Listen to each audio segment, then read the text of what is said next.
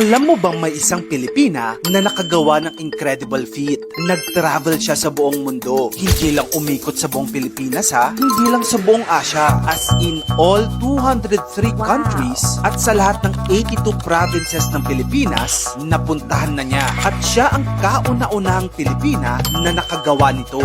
Meet Dr. Riza Rasco, isang scientist, bioengineer at explorer. Sa kanyang kamanghamanghang travel, mapapatanong ka na lang siya sa Los Baños, Laguna. Anak ng dalawang scientists sa UPLB. At tulad ng maraming batang Pinoy, simple lang ang pangarap niya, makaalis ng bansa. Noong 5 years old siya, lumipad sila papuntang New York dahil nag-PhD ang tatay niya. Doon siya unang na-expose sa world travel. Yung 2 taong paninirahan niya sa US, yun ang nagbukas sa utak niya na gusto ko ring makita ang mundo. Take note ha, si Dr. Riza Rasco, hindi siya influencer. Hindi rin siya galing sa sobrang yamang pamilya. Si Riza ay nakakamit ng PhD in Cell and Molecular Biology at naging bioengineer din for 17 years sa isang American multinational. Dahil sa kanyang trabaho, nakalipad siya papuntang Europe, Asia, US dahil doon nangyayari ang iba't ibang meetings, conferences at trainings. Sabi niya, I quote, "Education was my passport to the world." Pero di nagtagal, na burnout rin si Doc Riza. Na-depress siya. Namayapa din ang nanay niya. Nagka-problema din siya sa kanyang fertility. Kaya nag-resign siya sa kanyang trabaho at sumama sa 9-month expedition sa 54 countries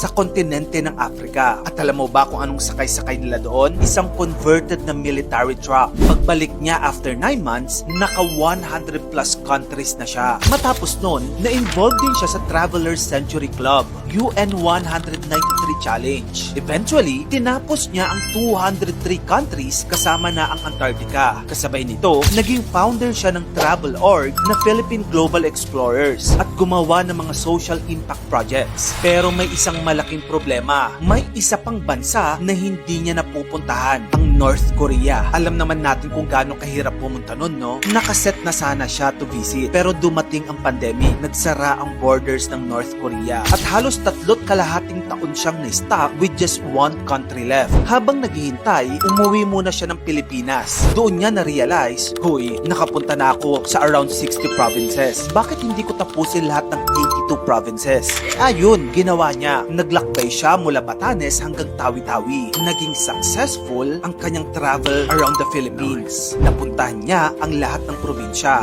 Pagkatapos noon, nagbukas na ulit ang bansang North Korea. February 20, 2025, sa city ng Rason, North Korea, na kumpleto ni Doc Riza Rasco ang kanyang listahan. Natsikan na niya ang 203rd country.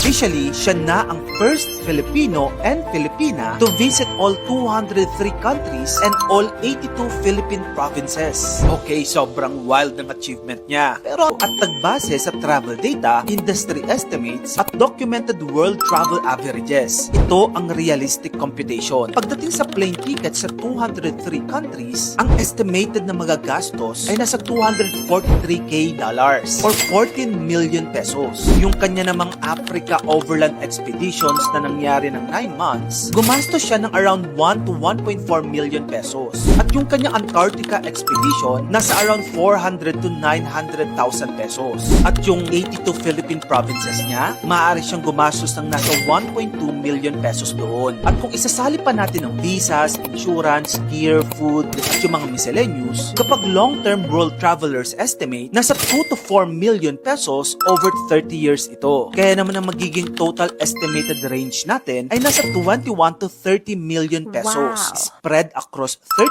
years of her life. At tandaan, hindi niya binayaran lahat ito upfront. Marami siyang travels na libre dahil sa trabaho at marami siyang scholarships, grants at research trips. Meaning, hindi kailangan maging milyonaryo para mag-world travel. Kailangan mo lang maging diskarte at maging scholar. Alam mo ba kung gaano karaming tubig ang kailangan para hugasan ng isang eroplano? Hindi bababa sa 40,000 pounds. Ang bigat nun, di ba? Parang sobrang sayang ng tubig, pero sa totoo lang, ito ay isang napakatumpak na maintenance job. Hindi lang para sa porma, kundi para sa kaligtasan at tipid sa gasolina. Una, sinisprayan muna ng mga manggagawa ng espesyal na neutral detergent ang buong eroplano. Ang panlinis na ito ay kailangang makatanggal ng langis at dumi ng hindi sinisira o kinakalawang ang metal na katawan ng eroplano. Pagkatapos nito, maingat nilang kinukuskos ang bawat bahagi mula sa fuselage, katawan, pakpak, landing gear, hanggang sa maliliit na siwang sa pagitan ng mga tornilyo. Para naman sa mga parte na mahirap abutin, tulad ng buntot at tuktok ng eroplano, gumagamit sila ng hydraulic lifts at high-pressure water jets. Kapag tapos na, pinapakinis at pinapakinang muli ang mga takip ng makina at pakpak dahil mas makinis na ibabaw ay nangangahulugang mas mababang air resistance. At dahil doon, makakatipid ng humigit kumulang 0.5% hanggang 1% sa fuel consumption. Baka maliit pakinggan pero para sa isang Boeing 737, ang tipid na yan ay katumbas ng tens of thousands of dollars sa gasolina bawat taon. Kaya ikaw, ano sa tingin mo? Magkano kaya ang gastos para sa isang full wash ng eroplano? Isipin mong iniisip mong masyado ng maliit ang bahay mo at imbes na ipa-renovate, order ka na lang ng dagdag na kwarto online. Meron talagang kumpanyang Olandes na nagbibigay ng ganitong serbisyo. Pwede kang bumili ng extra room para sa bahay mo, parang bumibili lang ng furniture.